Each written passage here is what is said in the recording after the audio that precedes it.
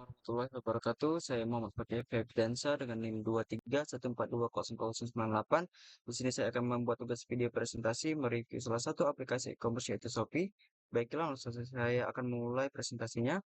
Pertama, saya akan membahas definisi sistemnya. Shopee adalah sebuah platform e-commerce yang menghubungkan penjual dan pembeli dalam sebuah ekosistem digital, memungkinkan pengguna untuk melakukan transaksi jual dan beli barang secara online. Sistem ini dirancang untuk menjadi user-friendly, dengan fokus pada kemudahan penggunaan, keamanan, dan kecepatan dalam transaksi, serta menciptakan pengalaman belanja online yang menyenangkan. Kemudian target dan fasilitas penggunanya, satu pembeli dengan target pengguna yang ingin berbelanja online untuk berbagai produk seperti pakaian, elektronik, kebutuhan rumah tangga, dan lain-lainnya. Dengan fasilitas yaitu akses produk beragam, pencarian dan filter, voucher dan promo, Shopee Pay keranjang belanja, tracking, pengiriman, sistem rating dan ulasan, Shopee Live, dan Shopee Garansi. Yang kedua, penjual seller atau merchant.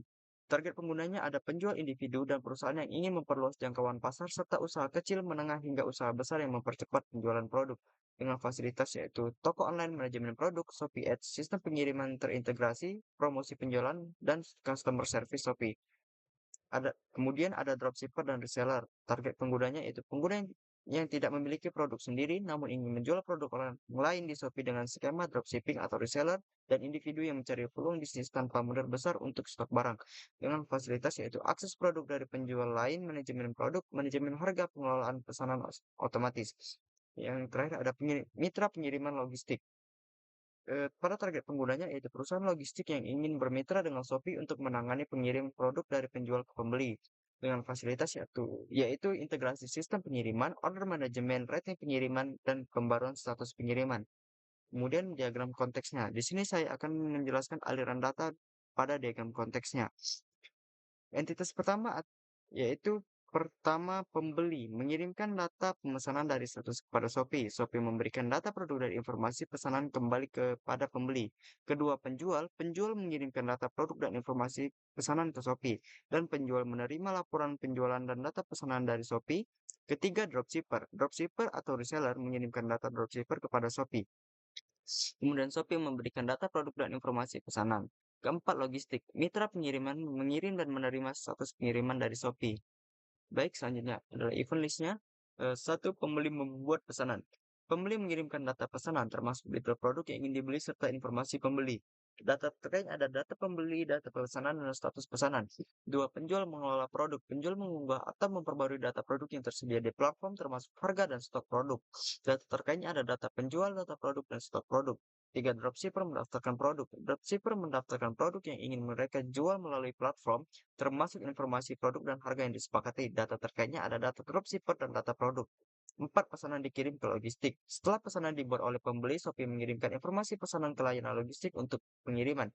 Data terkaitnya ada data pesanan dan status pengiriman. Yang kelima, ada logistik memperbarui status pengiriman. Layanan logistik memperbarui status pengiriman barang berdasarkan progres pengiriman pesanan. Data terkaitnya ada status pengiriman. Yang keenam, penjual menerima pesanan dari pembeli. Penjual menerima notifikasi tentang pesanan yang dibuat oleh pembeli dan memprosesnya untuk pengiriman. Data terkait ada data pesanan dan informasi produk. Yang ketujuh, Shopee memfasilitasi transaksi antara pembeli dan dropshipper. Shopee mengelola informasi dan transaksi antara pembeli dan dropshipper, memastikan proses pembelian berlangsung sesuai ketentuan. Data terkaitnya ada data pesanan, data dropshipper, dan status pengiriman. Selanjutnya saya akan menjelaskan data flow diagramnya. Pada DFD level 0-nya ini, sistem menunjukkan tiga proses utama dalam pengelolaan data transaksi.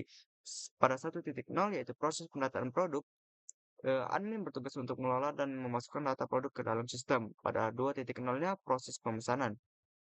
Customer melakukan pemesanan produk melalui sistem yang kemudian dikelola oleh sistem untuk memproses pesanan tersebut. Pada 3.0-nya proses pembayaran setelah pemesanan dilakukan oleh customer. Kemudian pada DFD level 1 ini mendetailkan proses dari pendataan produk. Pada 1.1 pendataan produk. Admin memasukkan data produk ke dalam sistem. Pada 1.2 cek kelengkapan data produk. Cek kelengkapan data produk, sistem memverifikasi kelengkapan data yang dimasukkan oleh admin. Pada 1.3 tampilan data produk. Produk yang lengkap ditampilkan kepada customer untuk dilihat sebelum melakukan pemesanan. Baiklah, selanjutnya di level 2-nya mendetailkan proses pemesanan produk. memiliki 4 subproses. Pertama 2.1 yaitu memilih produk. Customer dapat memilih produk yang ingin dibeli. Pada 2.2 input data pemesanan. Setelah memilih produk, customer memasukkan data pemesanan yang mencakup informasi seperti jumlah, jenis produk, dan harga. Dan 2.3 laporan data pemesanan.